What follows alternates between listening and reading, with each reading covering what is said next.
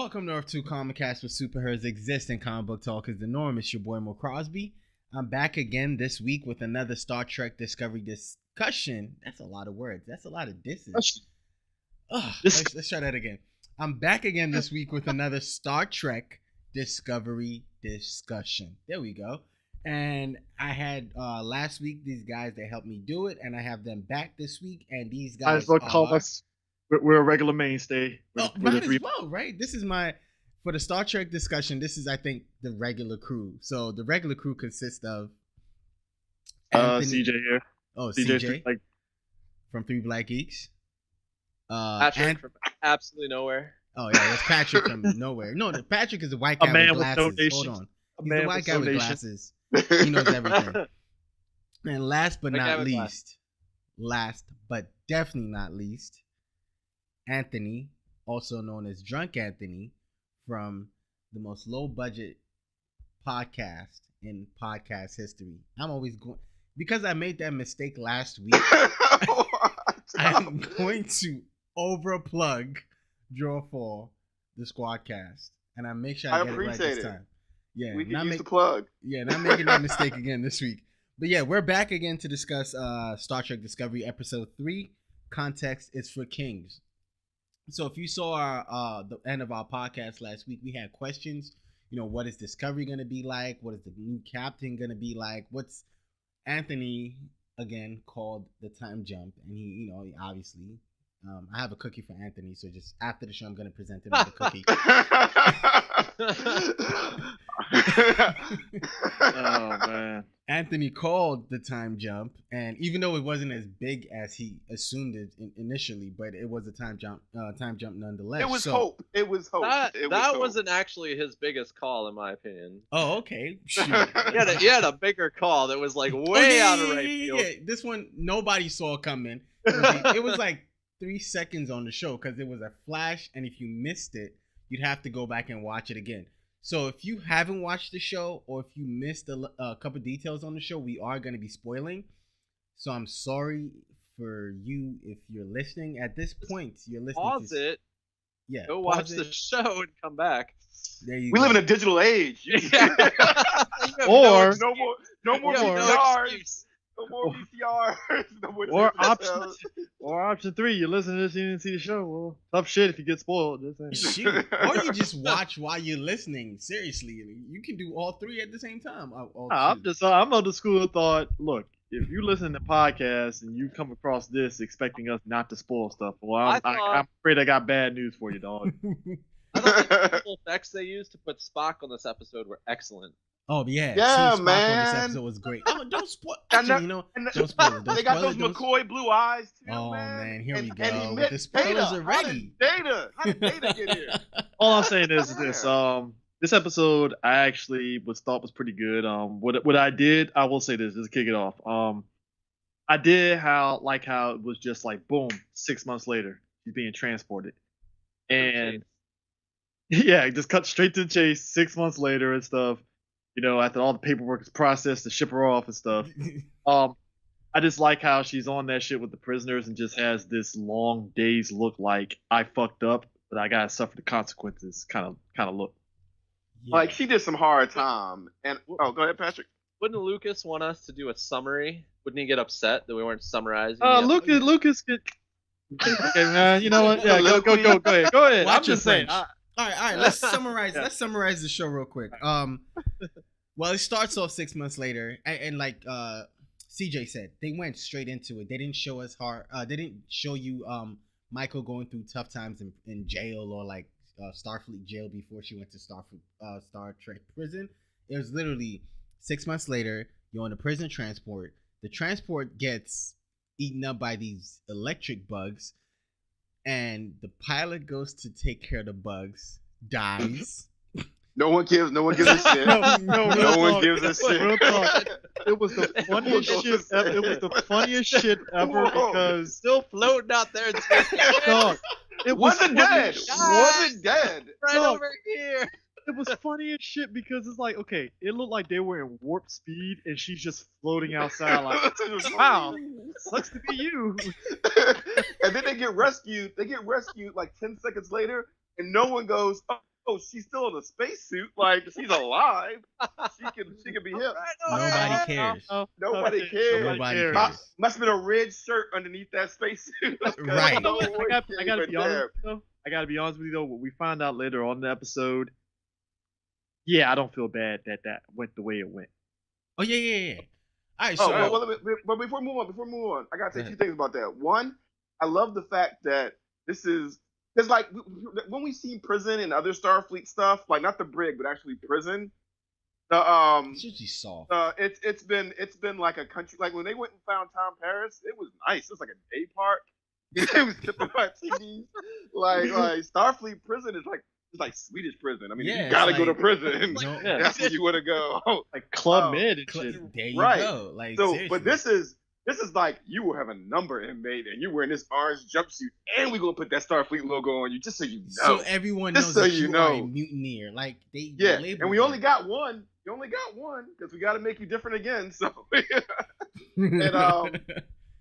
and I also like how there were just random space bugs that ate electricity in space. Like I like that. That was Yeah, that was fine. It was cool That's though very because Star Trekky. what The new made Star that Trek. what made that cool was because it tied it a lot to the episode. It wasn't just a random event. True. It was very tied to the episode. And I also like go ahead. seeing Michael under fire. I like seeing how Michael handled that situation. Like she was just like, okay, I'm done. Like she just kind of went into maybe like some Vulcan meditating or something and just Yeah. accepted her fate. pretty much Yes. accepted a fate, just kept it moving, and then they got rescued, and then we meet and then we finally meet Discovery. When I say meet Discovery, because I feel like Discovery should be its own character, as the spaceship should have character. Absolutely. every ship should be, and every And Patrick said, every main environment should feel like that. Yeah, so we finally met Discovery. What do you guys think about Discovery, by the way?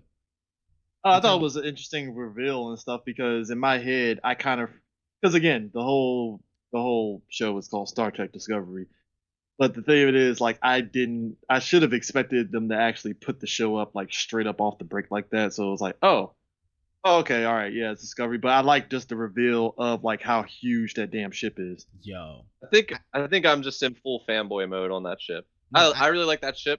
And I talked to a friend who was an engineer, and he like was explaining how, of course, it would have kind of those hard edges and everything because it's a prototype ship, and they don't really care with when you're an engineer, you don't care with a prototype how cool it looks. You just want to make it work, right. and that like really fits into that aesthetic of that ship, I think.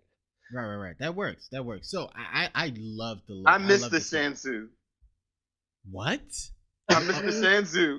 It's Whatever that shit was. That shit was old though.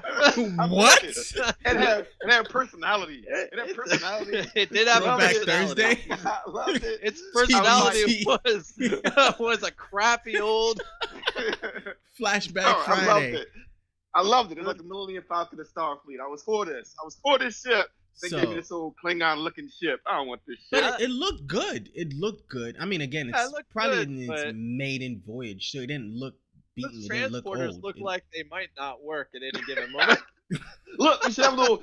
When your molecules get broken down and sent through space, you have Oh, a little fear in your heart. You never know. Like making love to a dangerous woman. You don't know if she got a knife under the pillow or not. Oh God. That's how you feel. Yeah, but no, I like Discovery. I like the look of I Discovery. loved it. They I kept loved on it. that ship. You like transported an admiral. The admiral's like, no. Get that Oh space ball my action God. going, boy. All Your ass right. turned around. Yeah. And so we meet. And so when the prisoners get on board Discovery, we meet the chief of security, Commander Landry. Tough looking lady. Like excessive. The stereotype. Oh, so Doesn't take shit off. Yes, Doesn't take shit yes. from people. So we What meet her. kind of character did she play on Babylon 5? Huh? Was she on Babylon 5? I believe so. Wow. What was the name of the character? I don't Commander- know.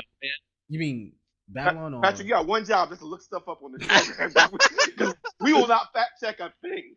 We'll come like back that. to you. We'll come back to you, Patrick. Let me just run through Find the out. episode, and then we can go into the questions I have. So we meet Commander Landry, and no shit taking officer, and now she's kind of walking us through Discovery, and while we're walking through Discovery, we're getting exposition and stuff. Oh, so this is a scientific vessel, but what's up with the silver shirts? Why is it so many people? Why does protocol look different? I mean, obviously this is coming from everyone else, and then we get a flash. This is another thing Anthony called. We see a black Starfleet badge, and someone said, "Have you heard of Black Badge?" I fanboy as soon as I saw that. What did you guys think of that? I know Anthony was like, "I called this," but what did the rest of you think? That's pretty much my life. I mean, Discovery is just totally exploring a different side of the same universe. So it's going to be, I mean, that's what that was really flashing, was that like, this is a different, it's like the backside of what's going on, kind of like the hidden backside. So I think that's what that was showing, is like, as long as you've watched like the original series, You're going to get like, all the callbacks. never seen Black Badge before, and now suddenly yeah, exactly. All right, so I thought that was a pretty cool show, and then we got to see Burnham and her Vulcan martial arts in display. I thought that was sick. Again, I think new Star Trek, or Star Trek because of the movies, is trying to showcase the action.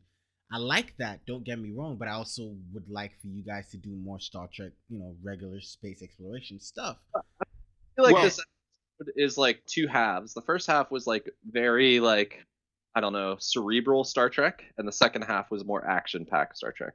Well, because I mean, because like for me, what I thought was interesting about that whole thing with her fighting and stuff was that, I mean, it makes me wonder, did they purposely set that up for have her fighting just to see what she could do, or was it just kind of like they didn't like her from jump?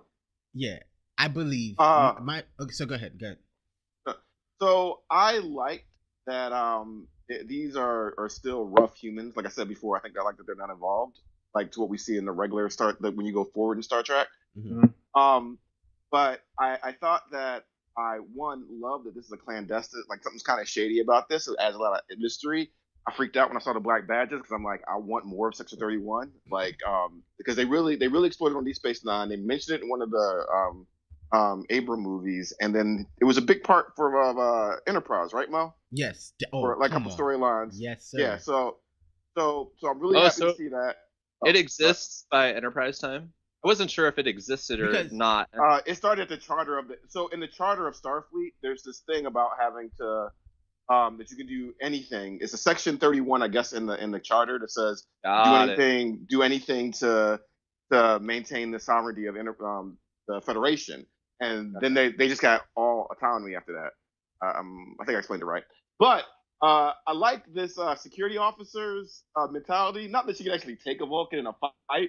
No, she was like, they should stick to logic. I thought that was a really good line to sum up her character about what she prizes. Yeah. Because remember, Enterprise had Marines, and I thought that was really interesting too, because we don't really see that. It's like, oh, the Marines exist even in the future. Even in the future, man. Hoo-ha. And again, this is more of a military installation. Like they're going more military. I like that because it's a wartime Starfleet.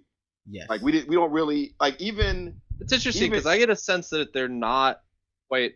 I mean, obviously the captain is going wartime, but I got a sense that this was not a wartime ship. And they even kind of preview that in the next episode, right? That I don't mean it's a more wartime ship, but I remember like so again, we have the evolution of Enterprise where they're Navy, they're not necessarily a military, but they're Navy inspired with ranks and everything like that. Yes. And having a separate Marine function. You have things like Section 31. You have these off-branch, still military-style organizations. You have this captain who's taking command of a science vessel. You see how they're still not down with that. They're like, no, we signed up to be, this. And then we know Kirk comes along, and Kirk is a military vessel. Like they could say exploration, but Kirk's Starfleet is a military. Star Trek is a military organization. I mean, I thought is a organization.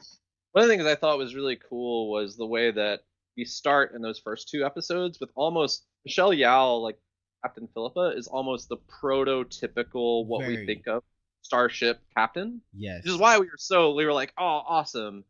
And then we get that strong contrast, to go against that Captain. It's like day and night. It's crazy. Yeah, but it's also like a wink, wink, nod, nod to the fans of like, listen, we know that this captain is a different kind of captain. It's not like we're going off what Star Trek is and what Starfleet is. This particular captain is different from what a normal Starfleet captain is, and we know it. All right, so Right. matter of fact, jumping into that. So now we meet Captain Lorca, and Fucking Riddick. no, seriously, he had the coolest, most no. First of all, before we meet Captain Lorca, we get on the bridge, and then we see So, what do you think of the Lieutenant bridge? Saru. Oh, food. Walking emergency rations. That's what he is. You know, this captain keeps him around because he knows if they go down and we get stranded, I got a little food old right bay would here. go far. A little old bay would go far with him. So, I guess. yeah, and they have this unspoken thing. They didn't speak when we first see them. So, and then she goes to meet the What captain. do you guys think of the sign of the bridge? Yeah, and then we meet the captain in this dark room, and he gives this Wait. dark story of how. I'm sorry. What do you think of the design of the bridge itself? It's different. It's very different from what we've seen as a But I star. think that bridge obviously doesn't fit at all into the original series, but it fits, No. I think, pretty well into the bridges you see in the motion pictures with Kirk. If you Yes. think what those bridges look like, it actually tucks really well into those. So it's almost like if you ignored the original series bridge, but just went right to the movie bridges, it kind of fits well. Yeah, I might have to go back and look at that. But yeah, so and then he gives this cool little monologue of who he is and why he is the way he is, and it was pretty cool. But it was kind of like Anthony said, very Riddick. It's like he tried to be this mysterious dude, but he's very different from what we got in the first 2 episodes as a Starfleet captain. And even some of his crew members call him a warmonger. So I was sitting there watching the episode. When I first saw him and we got introduced to him, I thought, yeah, this guy wants to go to war. Like, he wants to do this. Well, like, even then, like his methods. I mean, I don't know if you don't mind me jumping ahead. No, go ahead. Yeah, like the whole thing with him. He's the one that planned her coming back to Discovery in the first place. Yeah. You have a feeling that because I mean, the stuff that Burnham does and stuff, you get that she's doing it because she has the best intentions. Mm-hmm. What I get from Lorca is I feel he's doing a lot of things while you can maybe say it's the best intentions. It's in a very evil way. Yeah, it's kind of evil because it's kind of like win it all. You know that captain, that army captain that just wants to win at all costs. Your commander or your CO. Yeah. That's like, No morals. Yes, no morals. We're just gonna win at all costs. I don't care who dies because It's justifying the means. Yes, I feel like the mission, Discovery's mission, and I think it was Glenn. That was the other starship. Mm-hmm. He's the shepherd of the mission, and he didn't care that the Glenn and people on the Glenn died. He just wanted their research and wanted because the Glenn was already had already moved past what Discovery was, or where Discovery was in terms of. We're gonna get there. So yeah. I had a. We talk questions. About prisoners. So we talk hanging prisoners. out. Yeah. and then we get to meet the second coolest character for this episode, because the first cool character to me is the commander, and then the second cool character is Sylvia. We get to meet Sylvia Tilly. And what did you guys think? What did you guys think of Sylvia? The roommate, the one that snores. You know what? She's doing. I hope they flesh her out, because right now she's kind of the generic, like Starfleet cadet who wants to, like. Or a white girl in the dorm room with a black girl the first time. I was waiting for that. I just like the dismissive look on her face, like, well, I just want to say you're sleeping on a bed, and she's like, whatever, bitch. All right, I'll go. No, seriously. And then that's not even the worst part. The worst part is, to me, when I was watching, what wasn't the worst, it was just really funny. But Patrick sent me a tweet about it. It was when she said, your name is Michael. I don't know any females called Michael. Maybe I'll just call you Mickey. It fits better. And then Patrick sent me a tweet where someone has said, I can't pronounce your name, so I'm just gonna give you a nickname because your name is, you're black and your name is pretty urban, and I can't really get it right and I don't want to fuck it up. But that's kind of like that whole roommate feel. Like it was very, it was very touch and go. And then when she found out she was the mutineer, it just then we get to this part where they get to Michael has been assigned a job on the ship again because she's a physicist, I believe, or some molecular physicist. She's not. It seems like she's an all-inclusive scientist. Like she graduated from the Vulcan Academy. I'm sure she flops. Yeah. No, her major, her focus is in physics because she deals more on physics as opposed to when she was. You remember when she was arguing with the chief engineer, and he said something about biology, and she's like, "I'm more in physics," and he's like, "You think both are separate?" And he kind of like put the two together and made it what he did. Whatever. She then she goes into her little, what do I call it, office, her little bay, her little station, and everyone is like super dismissive of her. Even her roommate was like, nah, you can't sit with us. Someone's sitting right there. I mean, she I feel like she's gonna go through it no matter what she does and no matter how far she goes. I hope season 1 doesn't see her getting off easy. I don't want her to get off easy. I want people to still I hope look the at her. series doesn't let her off easy. I Well, hope let they her don't off drop series in terms of easy, what? But I also want to get up on the bridge. If I have to spend this whole show in engineering, I don't know if I can handle it. No, that's what I'm saying. I think the season will end with her. She'll probably end up getting on the bridge season 2. I think season 1. She'll be number 1. I don't know if she's gonna be number 1 in season 2. I hope not. Maybe halfway through season 2. But yeah, that's another thing I have to ask. Anthony, we heard number 1 again. How do you feel? I don't like it. I don't like it. It's a little better because I'm guessing that this is just some kind of old timey ship thing that Picard likes now, but it just takes away from Picard's character for no reason. I mean, maybe it adds more. Maybe that adds more to y'all. Maybe that adds more to y'all. But you saying that Picard's whole character is built on saying number 1? I didn't say that. I said it takes away. I think, like, if you found out that the Fawn said, "Hey," you like that because he saw some guy do it in a rodeo. I mean, just how are you gonna break out the bonds just because I'm white? I was trying to relate.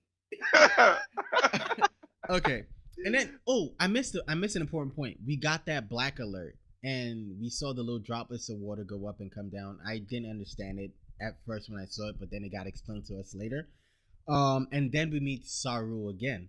And this time we see Saru eating a bowl of blackberry. Was it blackberries? It was. Yeah, it was blackberries. And I'm like, you're gonna have to blueberries. Black alert blueberries at the end. Oh yeah. We'll talk about the black alert. But yeah. All right. I'm like, Saru, you're really sitting here eating blueberries? Like, you're disgusting. Like, he has these super long fingers.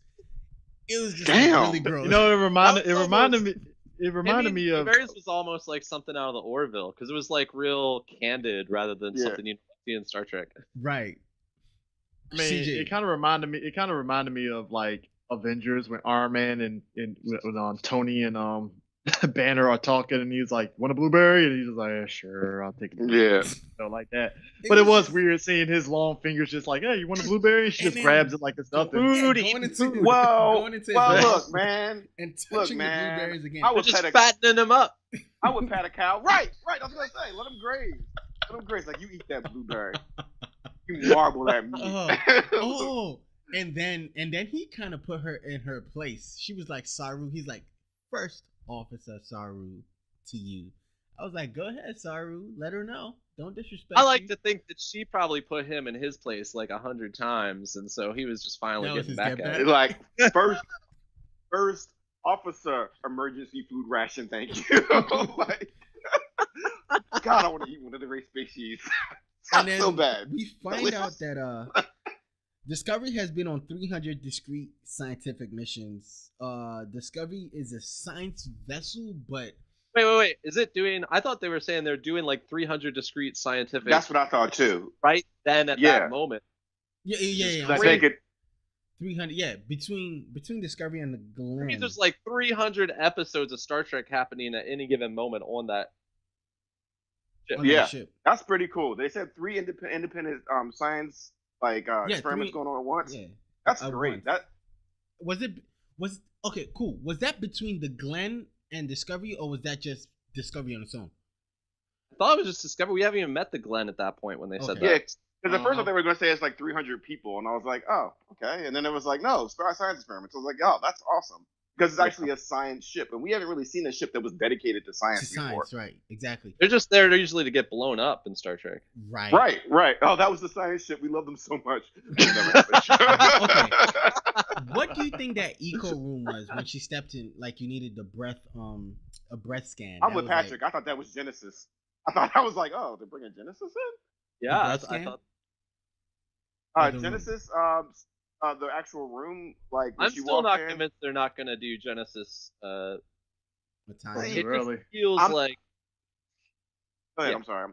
No, that's all I was gonna say. It just feels like there's some connection there with like the way things work. It just makes sense that I don't know. Obviously, we're always looking for the tuck in. I don't want them to just keep taking everything from every other series.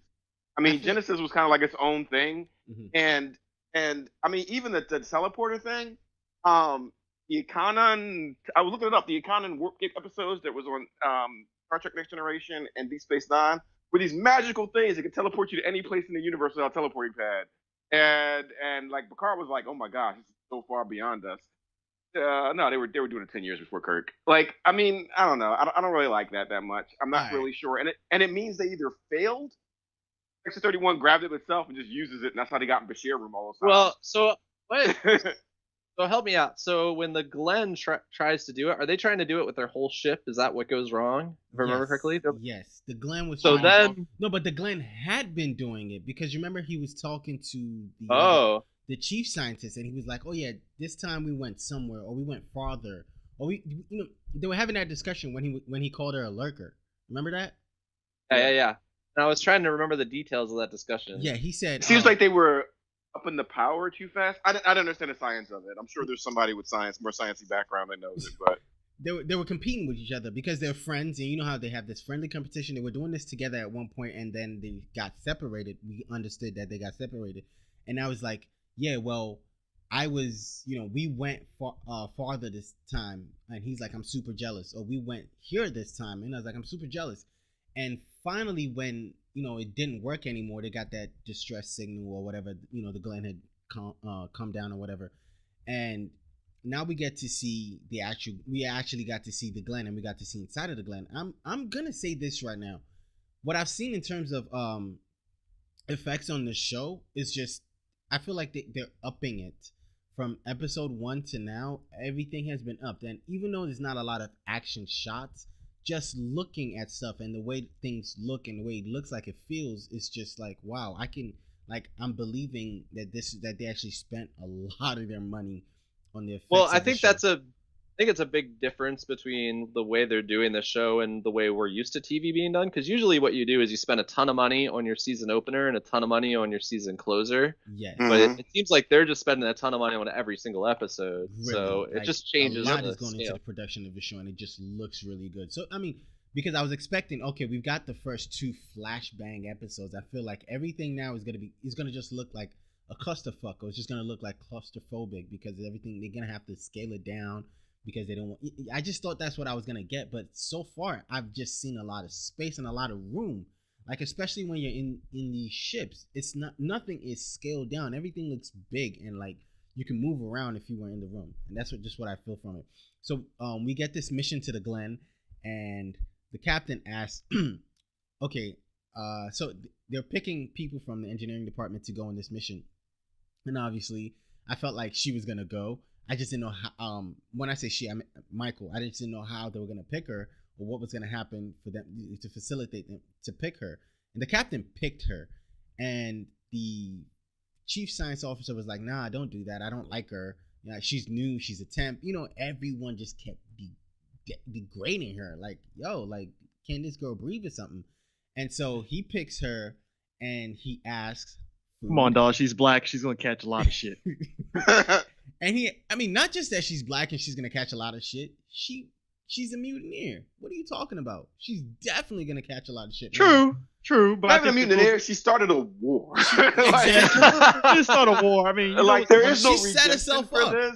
I'll take the black thing out of the equation. I think because she's a woman. Because I think if that was a dude, he wouldn't catch as much shit. Right. In fact, probably would 'Cause have we been know like, "Oh Kirk man, has you done- awesome, man! You the dude that 'Cause- started the war. Let's 'Cause we know go." Kirk has I don't know done about nah, bruh, dog. If we're talking about it, Kirk has done stuff that would get anyone else kicked out of Starfleet. Yeah, that's not because he's a man. That's just because he's Kirk. I know, but I think as a dude, you do get a little bit of leeway. I just feel like Look, because- Dayway did some shit. So I mean, Cisco did some shit too, and he's. I'm just saying. Okay. Maybe you have to be a captain. Maybe that's the excuse. You have to be a captain. True, You can't true. be a Okay, first maybe you have officer. to be a captain. All right, you can't be Yeah. a first officer and fuck up. You have to be a captain and fuck up, and then they'll pass you. But okay, so she catches shit, but somehow Food is like, I don't like her. She has wrong methods, but she's one of the best that I know. So pick her. I didn't know that. I thought Food was gonna be like, nah, don't take her ass. She gonna start another war somewhere. But anyhow, they get on. I like that he's very pragmatic. Not pragmatic. He's very pragmatic. I think. Yeah, he's very.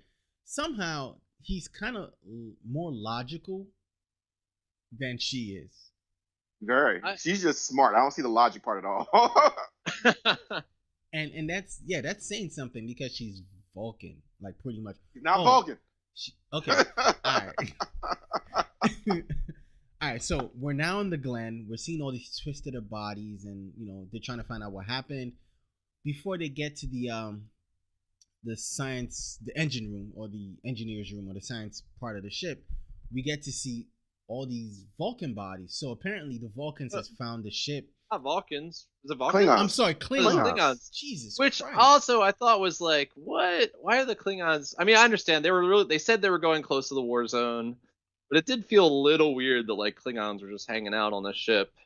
And also, Yeah. I kind of, you know what? I don't necessarily. I would really liked how the first two episodes set up the Klingons to be kind of equals more so. Yeah. And the fact that a couple of Starfleet people have no problem with this monster, but a whole crew of Klingons get their butts kicked, I don't know. It depowers them, right? It does. It depowers them a they little all bit. didn't have Michael Burnham on their side. Period. All right, that's fair. Yeah, that's fair. that explains the other thing is that she's really becoming a twink character. Really becoming a twink character. I think that's why the captain is so important. I think Lorca prevents her from becoming the twink character in some ways. Yeah, I think he's gonna like nerf her a little bit. But okay, so we find out that the reason a lot of these people are dead on the ship, maybe it's because of the whatever experiment they were doing. But then there's this beast that tore everyone up. We actually see one of the Vulcans shush them, be quiet. Klingons.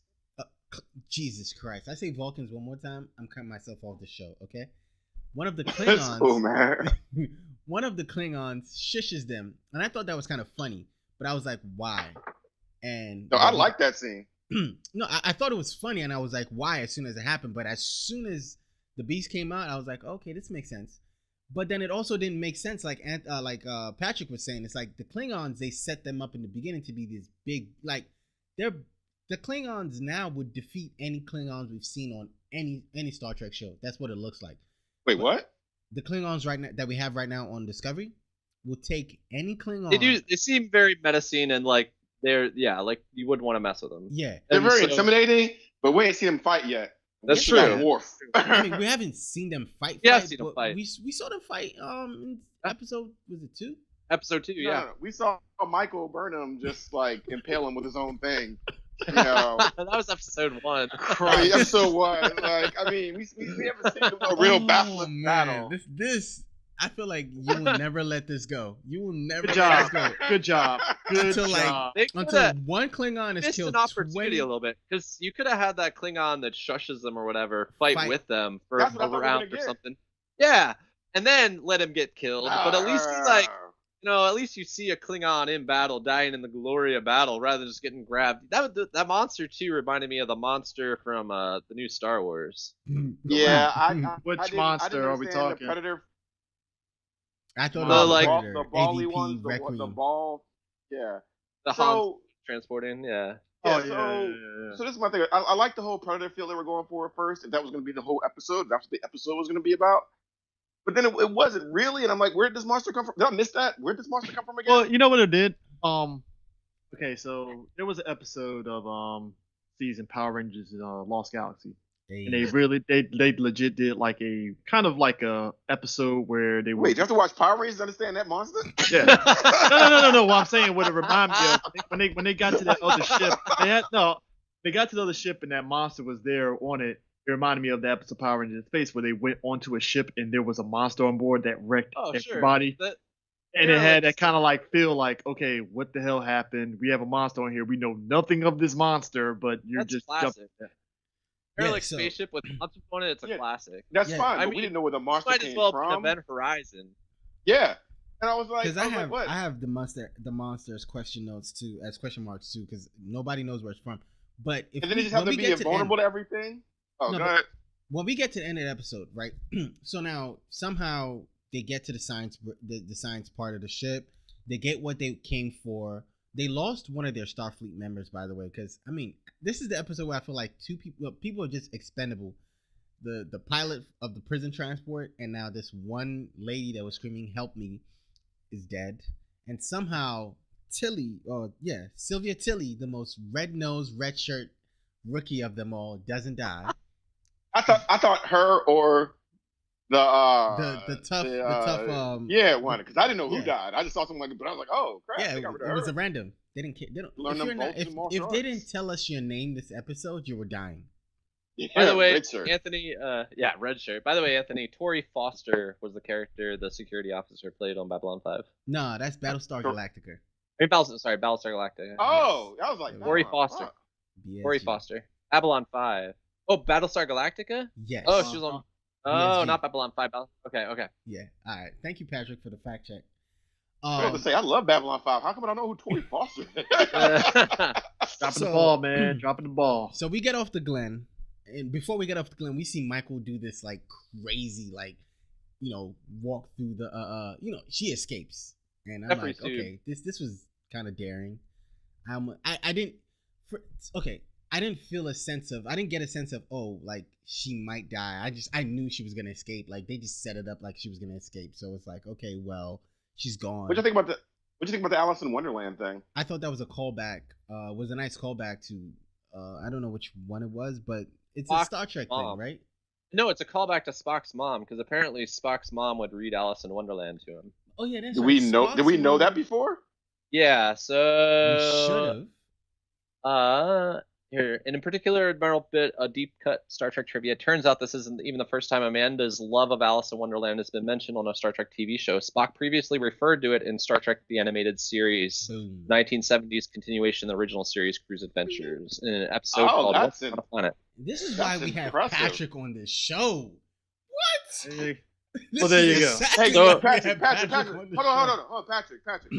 Just put up your glasses by your middle finger over the bridge of your nose. Like every time you do something like that, just go, just adjust. Just boom, like just drop the mic and walk away.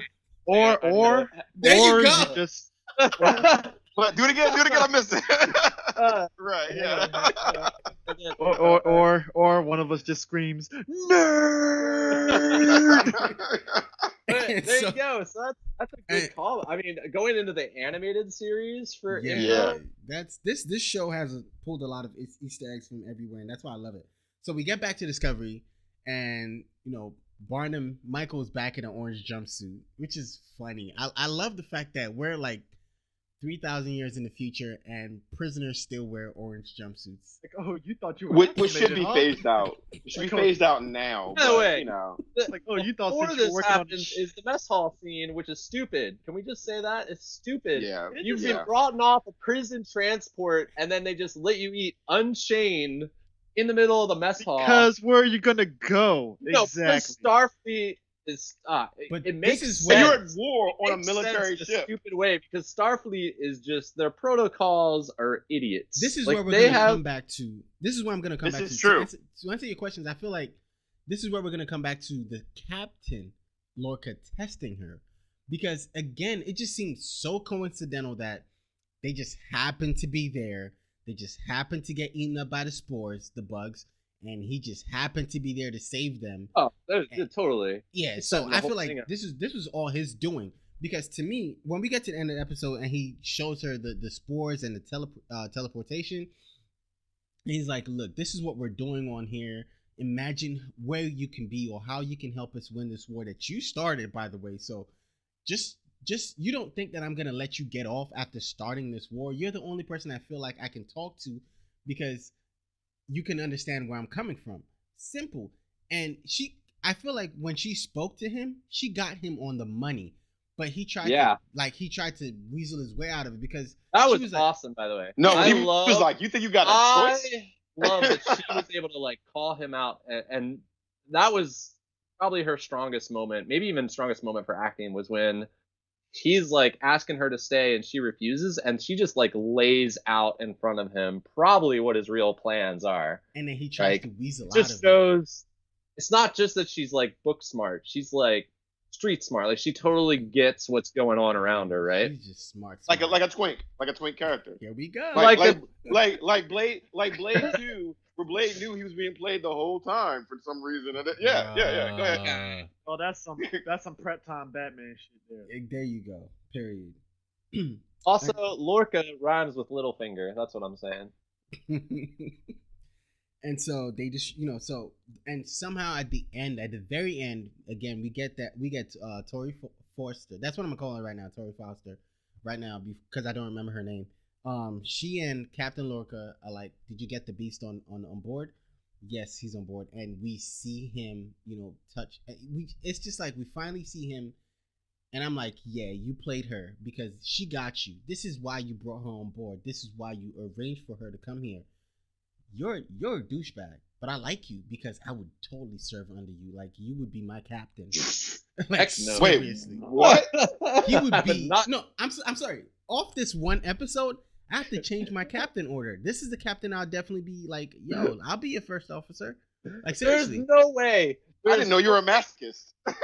There is Dude, no way. I love Ramsay Bolton. If I'm stranded on a planet, do they come back? Lorca's not coming back for you. Nope. That's the thing. But I know that if I die under Lorca, I just feel like he's going to like give me the best eulogy ever.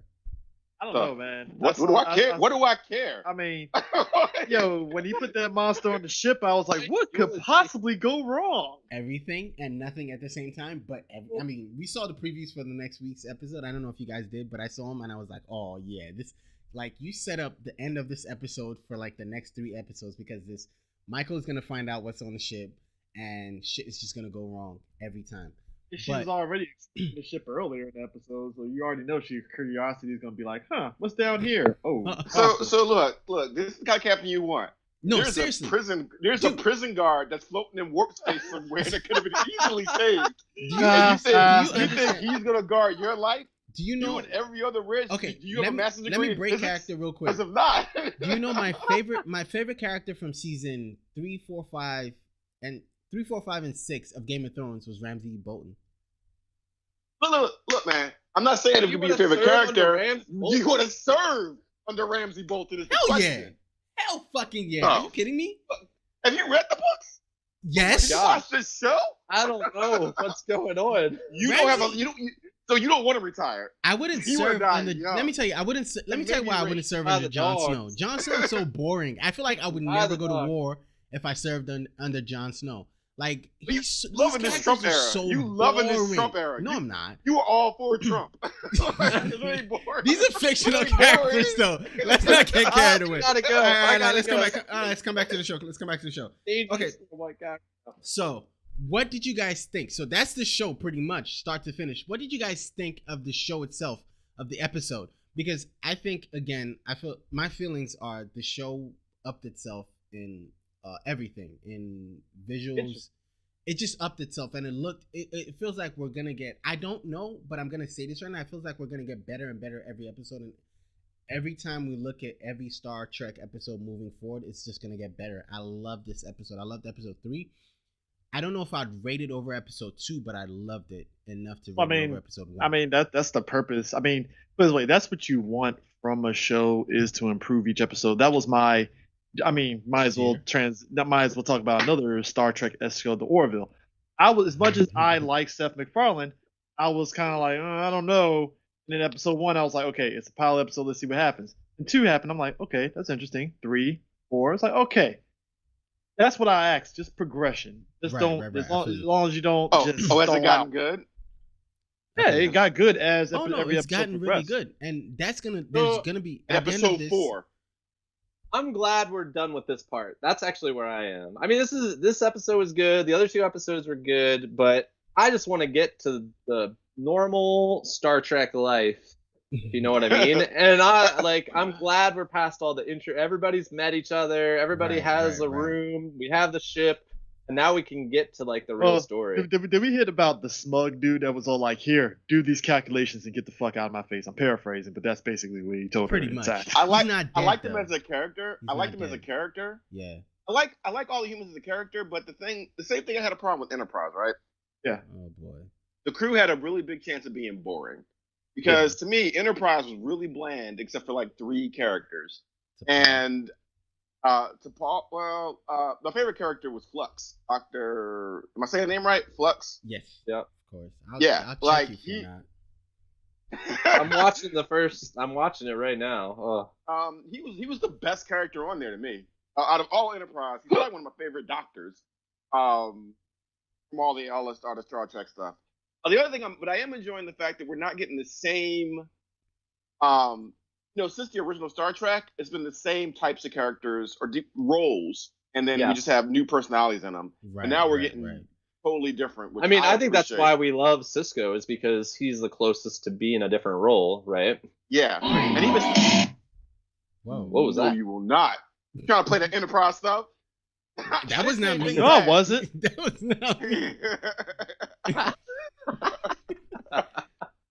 But yeah, so I'm guessing everyone likes the episode and thinks it's pretty highly rated. But okay, so now back to certain questions that I had on the show. So definitely we all agree that Lorca is a warmonger, right?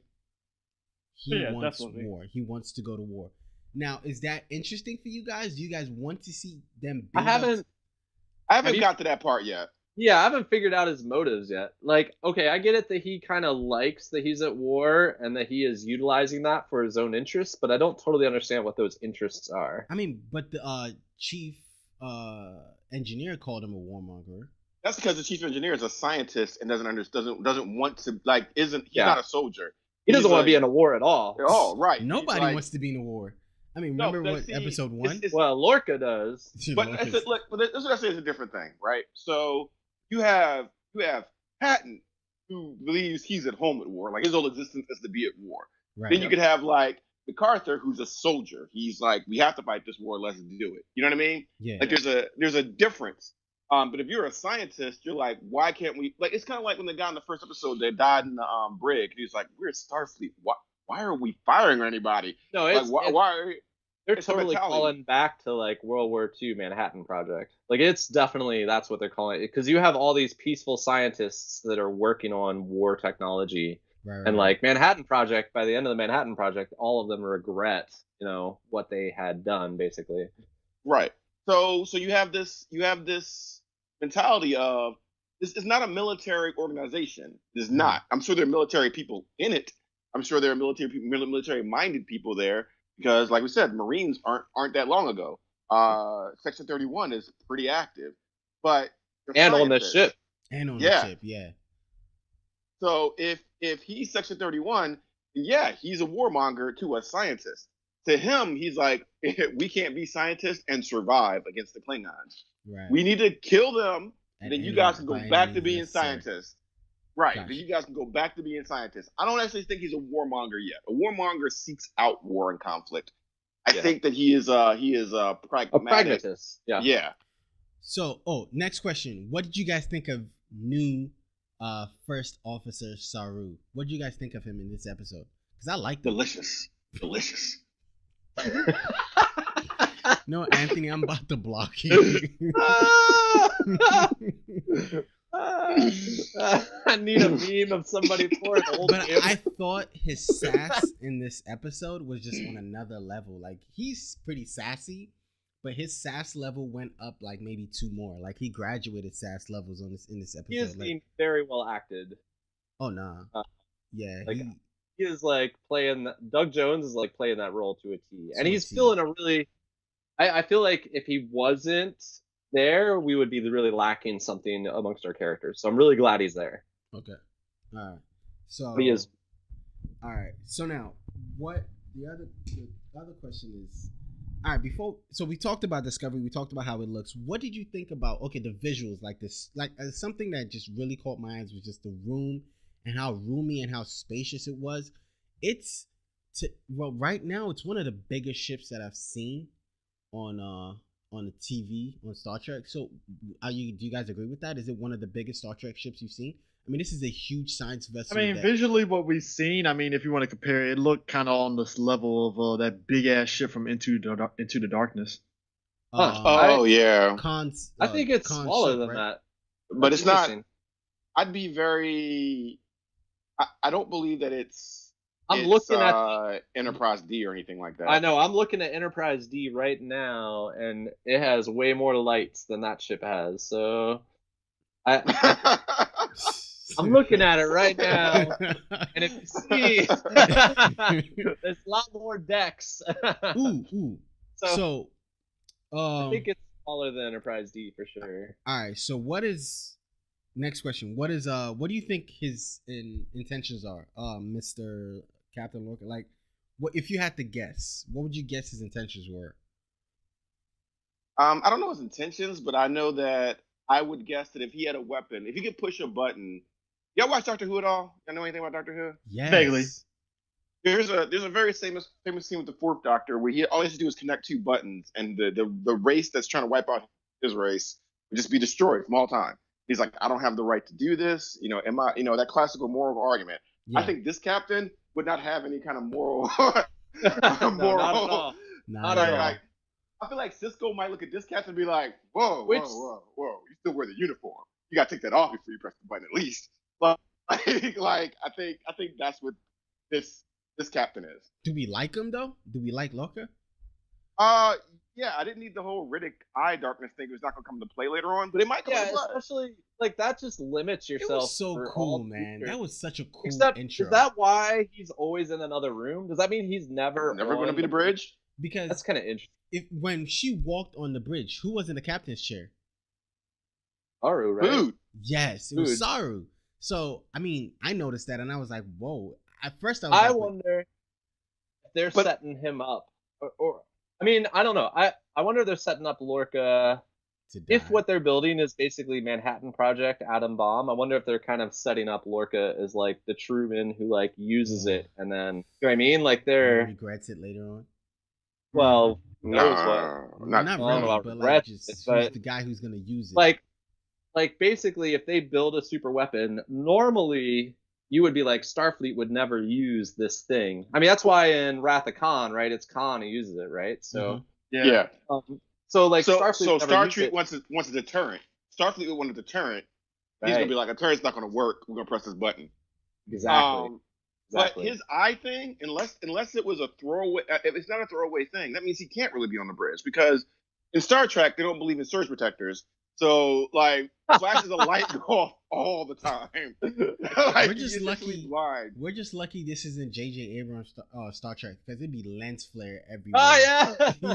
Oh yeah. He'd be out walk into an Apple store.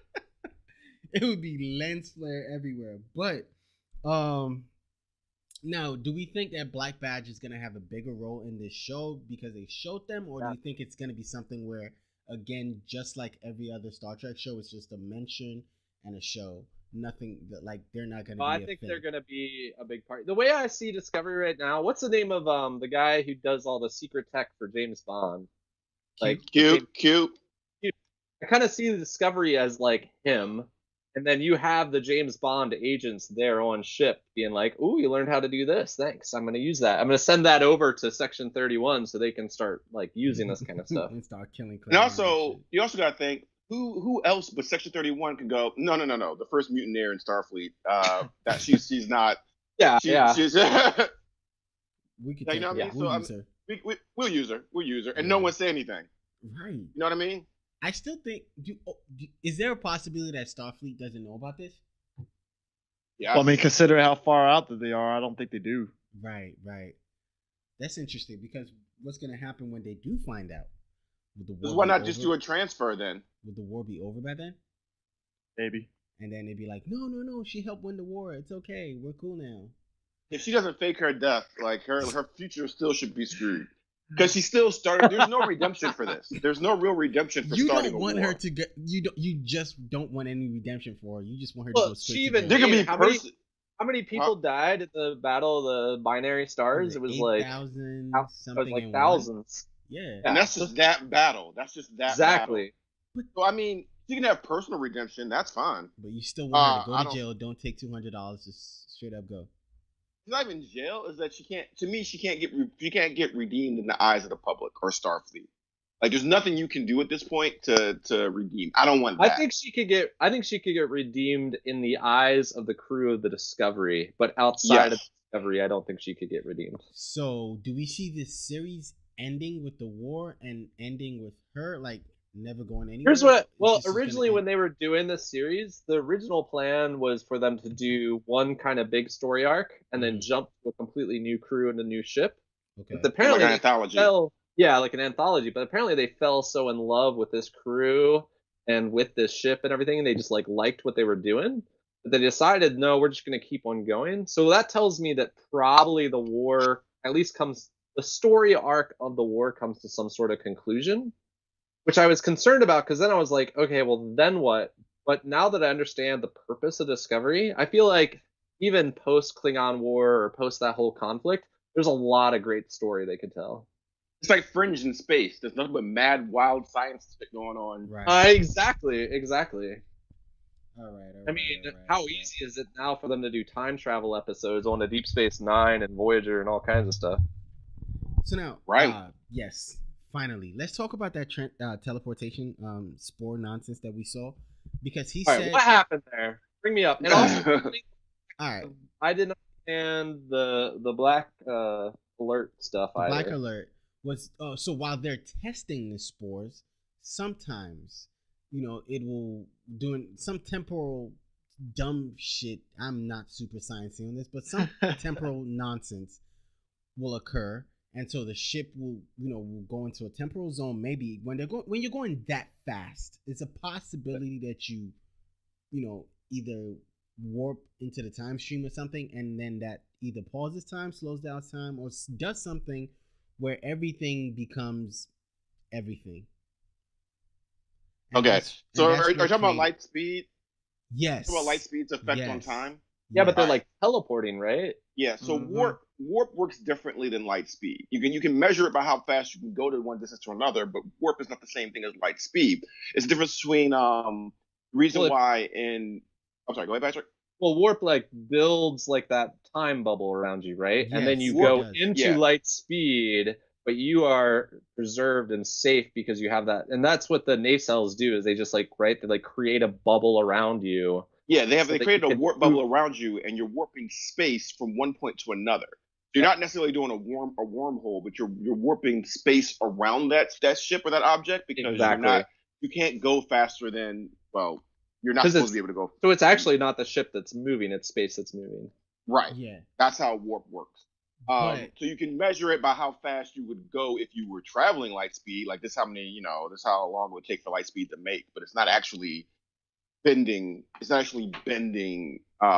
It can't bend the physics of the world of the universe to It's go not past bending light. space, which is like what they talk about in Event Horizon, where they take the piece of paper and you bend it in half and you poke the Right. hole through. And I Right. think that's where they're going with this new thing, right? Well, so in Star Trek lore, should I go into this? I don't know. Go ahead. For Star I'm Trek lore, checking, they've I'm checking this Black Alert. So go ahead. So in Star Trek lore, travel has been really weird depending on which series you go to. Like Voyager broke all the laws, and they even how we define what warp speed is changes from Next Generation. I mean, changes from the original Next Generation. Like they have a different scale for warp. Then Voyager comes in and says you can't go past their new laws. You can't go past warp 10. It's really how long you can maintain the warp speed you're going at. Yeah. Then you came in with Voyager also because they went past warp 10 and that was all weird. They also made up warp gates, which the Borg were using. So the only other thing that's kind of weird or kind of different is again the gates they use the Iranian or something like gates that They found the next generation. Remember that gate they could just step through? You could be Weren't anywhere in they? the universe. Were they Andorian or were they? No, it was Anconian or something like that. It was some ancient Oh. civilization that was more advanced than any other civilization that came, like any of their civilizations. They found one in Deep Space Nine too, and it was pretty much you walk through. It was like it was pretty much a portal. It just was flickering different locations. You walk through, you're at that location. It's like So a they were saying, Stargate. yeah, like a Stargate. And they were like, we don't even understand how this works. So the only thing that kind of worries me is that they're kind of doing that. You can't tell me 130 years from now, They haven't you know, perfected that. right? Yeah, it sounds like something straight out of Mass Effect. They had the same process too. Something's gonna go wrong for sure. It has to. So either they fail, Section 31 keeps it for itself, or you know what I mean, or there's some reason why this doesn't Hey. help the war. When Section 31 shows up on Deep Space Nine, do they like come in on a thing, or do they just like show up? It just showed up, and everybody was like, "I don't know how to say." There's no teleporter signature. There's no. So maybe no that's signs. maybe that's it. Maybe they keep it for themselves as like a Section 31 thing, and maybe that's because it's so powerful. Because the same way they make sure nobody uses time travel. Maybe they're like, this is a thing that we don't allow to be used or something. And it could be because even one where they thought a Section 31 agent got killed, and there was like, I don't know how we did it. The plan was him to get teleported all the way at the last second, but I don't know the details of that. And Yeah. Interesting. so that could be it. So, So the I- cool and that I thing, wouldn't mind. if the ship can do this teleporting thing, besides just warping, it can do the teleporting thing. It allows them later in the show. This is one of the things that excites me to really explore anything in the world of Star Trek without it messing with kind of where all the exploration, the Constitution class and other class ships are going, right? Like if you have this one ship that can just teleport around, then you can hit like other quadrants and stuff like that and interact with it and then disappear.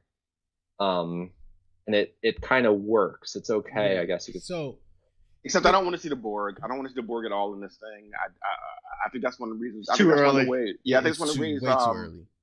Enterprise jumped the shark. a little bit to me. I'm different than Anthony. I'm okay with the Borg or like sure. the Dominion or something showing up, but I don't want them to show up for like season 7.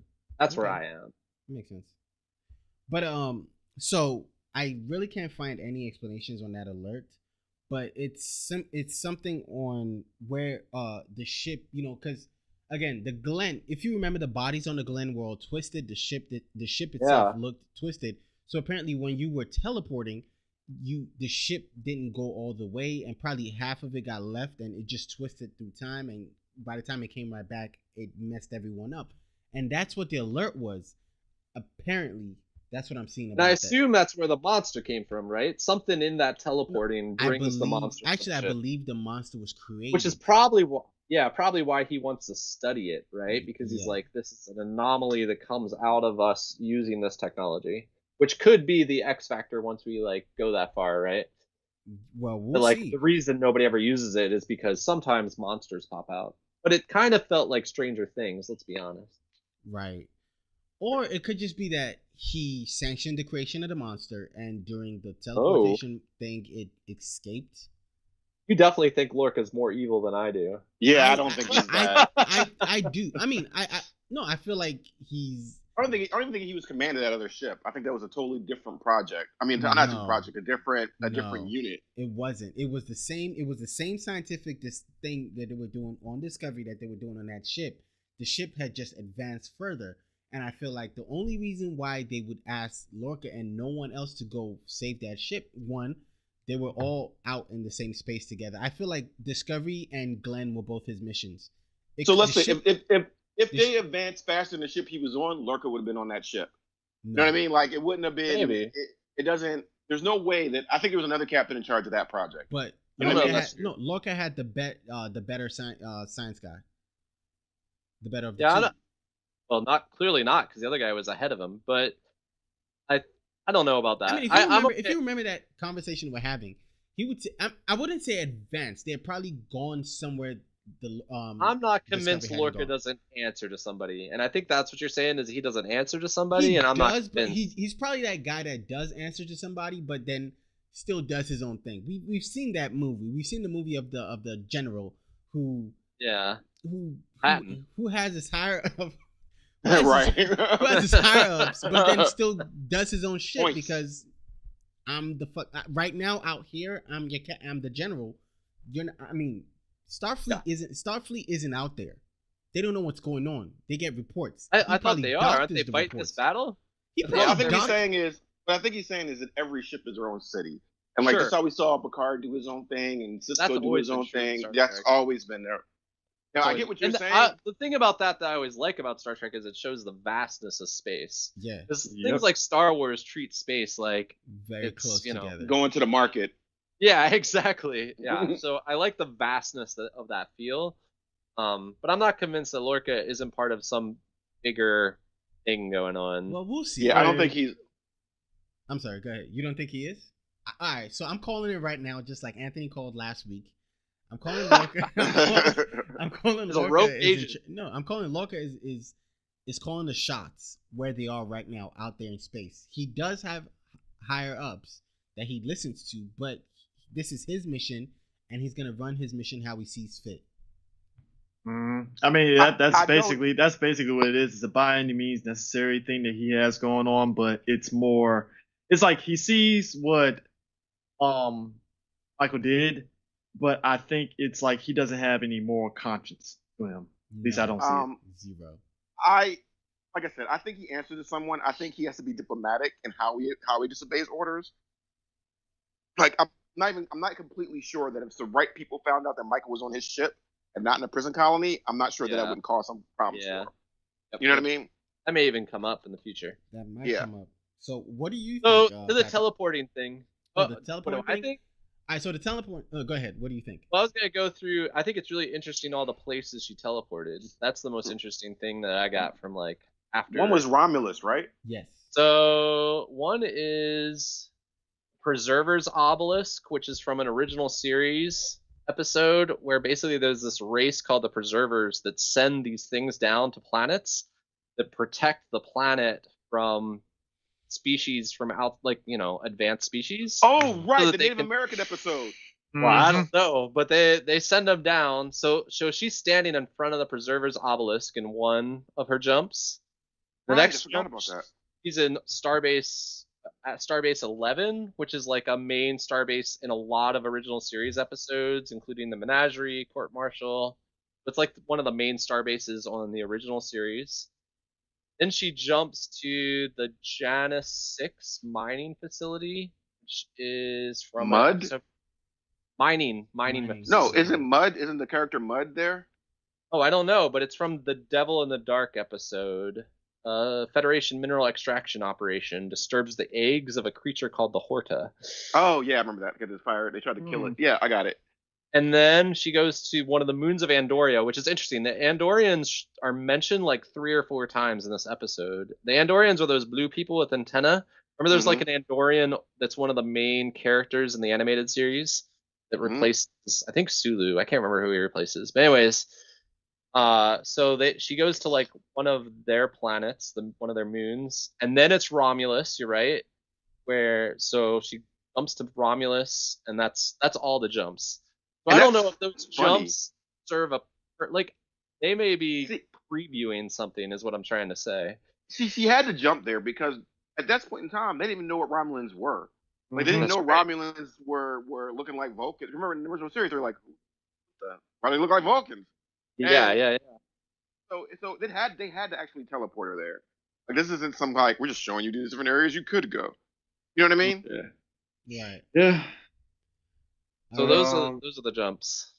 Well, If Thanks they for are that research. jumps. If Thanks they for the are research, Patrick.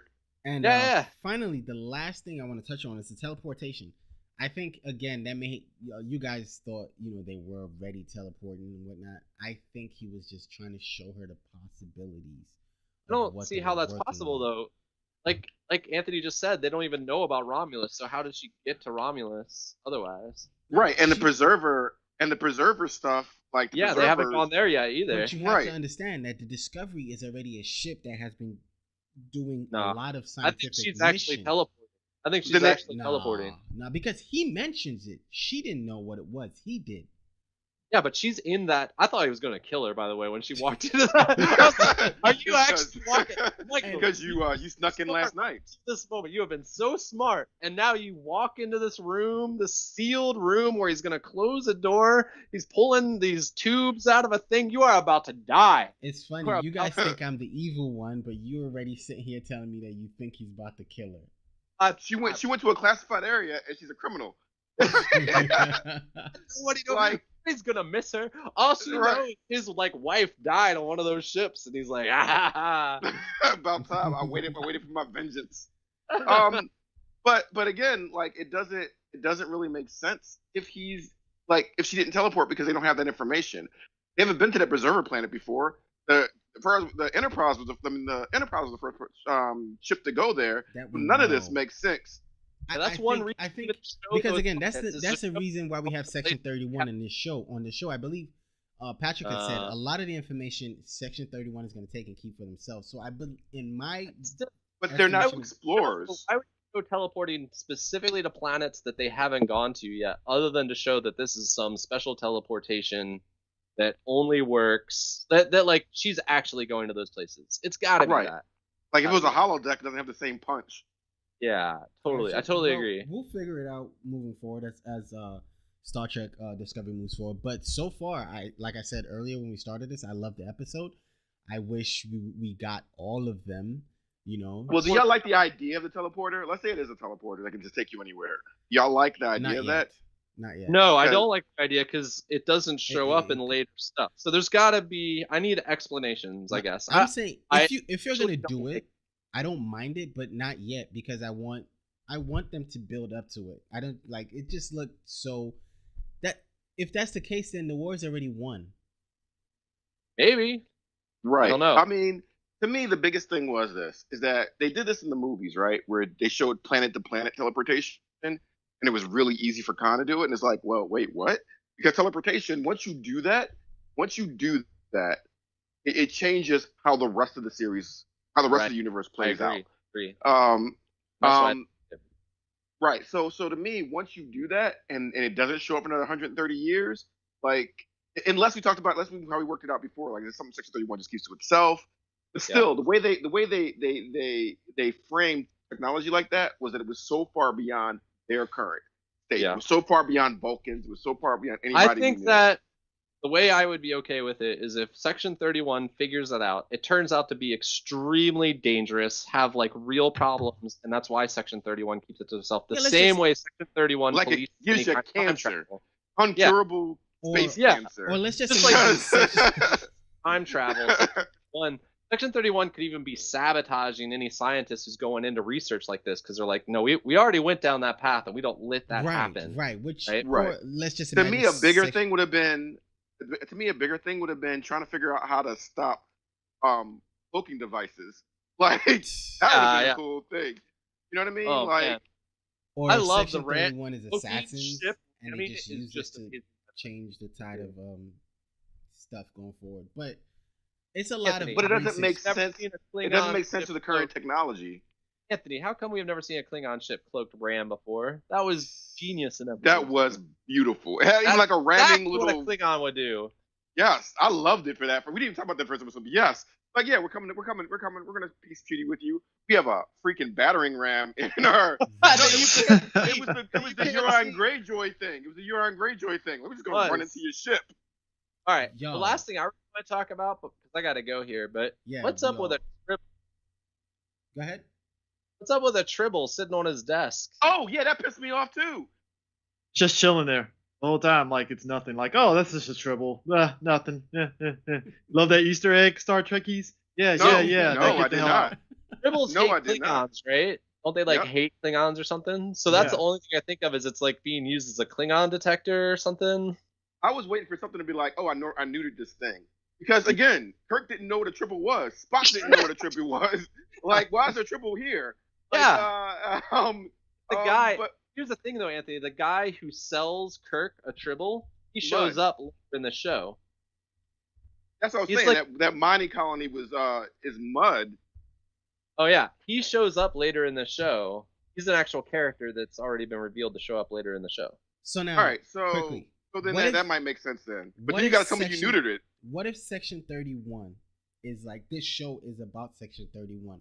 We finally get to experience and see what Section 31 is. So when, and then we, Oh, I just thought of something. and then they retract them. It's a real problem. It's a real problem in that Section 31 is the most hated thing by a certain percentage of Star Trek people. I think know. it could be interesting, but I'm worried. There's some things that I like, not knowing all the answers to. Like, I like the mystery. Mhm. And sometimes when you take away that mystery, it makes it kind of less than what it was. Does that make sense? Wait, That would be my concern. Didn't Worf say at one point that the Tribbles were like a hated enemy of the Klingon Empire? Yes, Like, that's what I was like- saying. Don't like they like maybe- hate the Klingons and there's some Yeah. there's a whole thing between Tribbles and Klingons. and like, would it be cool like if Section 31 just infested a Klingon world with Tribbles at one point? Well, I was wondering if Like, they hate we Klingons. teleport- I wonder if they can work as Klingon detectors. I wonder if a Klingon gets on board, that Tribble starts freaking out. Or if the cloaked ship, the Tribbles starts going. Oh, like, yeah, it's a ship. really. Or like, hey, what are we gonna do with this transporter technology? We're gonna throw bombs in the Klingon Empire? No. We're not. We're gonna go through these Tribbles through this portal. It's funny how none of y'all talked about how she stole Tilly's breath. To like that was disgusting. I'm sorry, that was gross. But she It stole was Tilly's disgusting, but it was dumb. Yeah. Like I feel like this Star Trek computer is just dumb. Like I was like what? Lord, it's supposed to be dumb. It's not the computer that's in Next Generation. In fact, I'm not even sure how Hey, I feel about Renault, the computer talking. The Just computer's some guy, talking. just some guy behind a Alright. switchboard. All right, guys. Yeah, we've talked. I think we've exhausted this episode. If you want to, we can go for 2 hours talking this episode, but we've exhausted it. I want to thank you guys for coming. I want to thank you guys for talking Star Trek Discovery. Context is for Kings, episode 3, pretty much. We'll be back same time next week, maybe earlier because we'll do it at 7:00 next week. You know, we suffered technical difficulties, and that's why we weren't able to start on time this week. But final thoughts. What do you guys think? Again, I'm always gonna. Oh, this is the last question I'm gonna ask.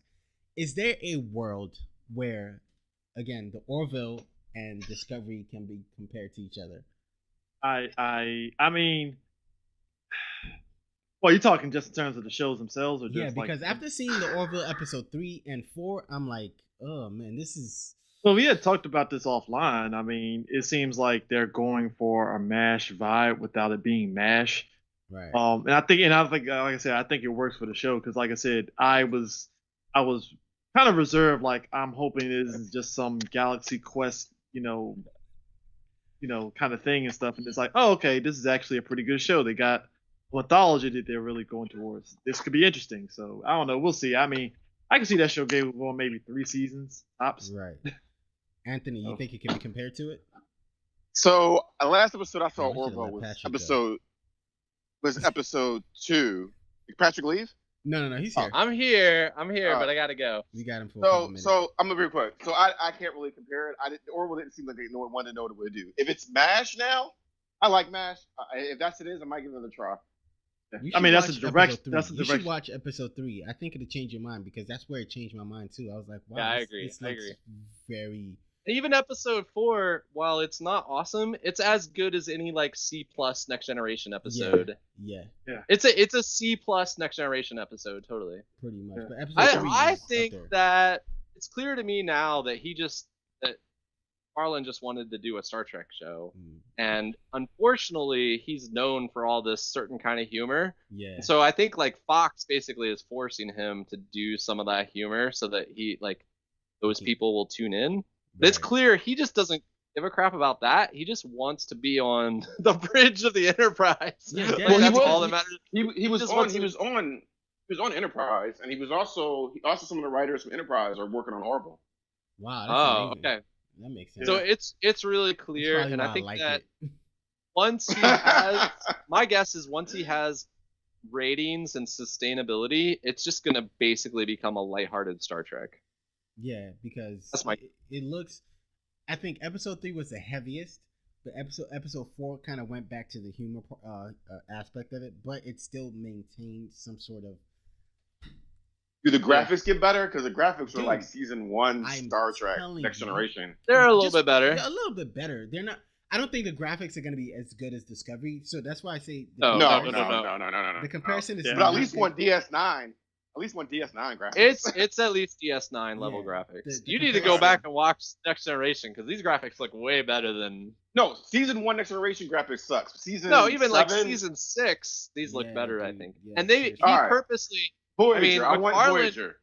McFarlane, well, no, because Voyager is CGI, and McFarlane had a real scale model made for this because he wanted it to look like Star Trek, and so he wanted the Oh. effects to use a model rather than CGI for the actual Yeah. ship, All and right, it shows. He is a fan. So that He's was a the huge last- fan. So that was the last question.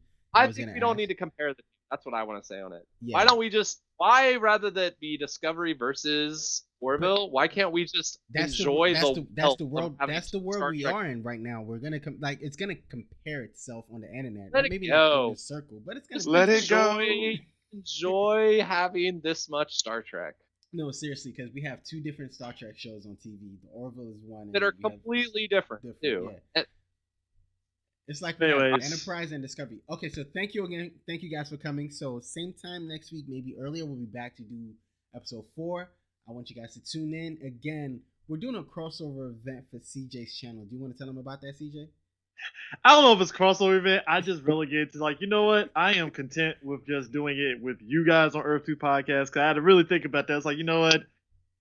Yeah, this is your thing. Because I'm waiting for D to kind of check it out too. So it's kind of like, I don't know. We Oh, might end okay. up just doing kind of like Season. like mid-season kind of thing. Wait, when D it, from Draw 4? No, no, Oh, D No, from- no, no, no. D from our show and Three stuff, so- Blacks, yeah, 3 Black Gotcha. Geeks. I know me and Mosby, Crosby, we're gonna probably do one on the Gifted and stuff. So Yeah, definitely yeah. got I we're kind gonna of do- want to hear. I would like to hear. You don't have to do like what we did, but I'd love to hear Draw 4 talk about this show a little bit. Oh, that I'd would be really fun. curious. Look at I'd all be the really love curious. Draw 4 is getting, Anthony. Like, I'm Y'all, like just, one- y'all just want me to come back next week. That's I mean, all. Y'all one- got a lot. Y'all got a lot of me. No, I'd like to hear the thoughts of Draw 4. But yeah, thank you guys for coming. Again, you can check their information is going to be down in the description bar. It's Anthony from Draw for the Squad Cast. I'm not going to And forget. Drunk Geek. And Drunk Geek. I'm going to put both of them there. It's CJ from 3 Black Geeks. They have a YouTube channel. Let's not forget that. And they have what is it again? Well, it's our main Libsyn. website. Yeah, Oh, Libsyn is our Libsyn is our archive site, Yes, they but got- the actual website 3blackgeeks.com is our main website. And then you find all their podcasts on there. And it's Patrick from Seattle. Tabletop PhD on Twitter, Instagram, and Facebook. Yep. So yeah, Yeah, pretty much. check The everybody out. database. Of course. It's your boy Moecrosby from Earth 2 Comic Cast. I want to thank these guys again for coming. I want to thank you guys for listening. This has been a very, very good podcast, and I want to go ahead and sign out. So live long and prosper. Thanks, man.